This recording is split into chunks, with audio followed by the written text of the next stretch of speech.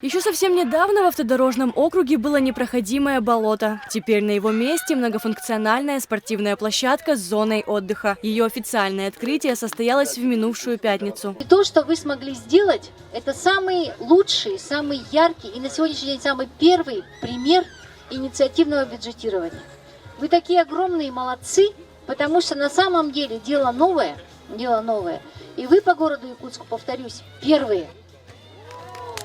Огромное вам спасибо! Долгожданную площадку построили всего за 2 месяца. Это стало возможным благодаря участию активных жителей квартала в программе поддержки местных инициатив. Все по ГОСТу: металлический забор, инвентарь, профессиональная износостойкая трава. А главное – возможность заниматься разными видами спорта. Тут вообще даже проходить невозможно было. А сейчас, вот как видите, у нас есть уже место, зона отдыха, где мы можем даже отдыхать. И сейчас уже дети играют в футбол. Ну, сейчас уже будем играть в волейбол.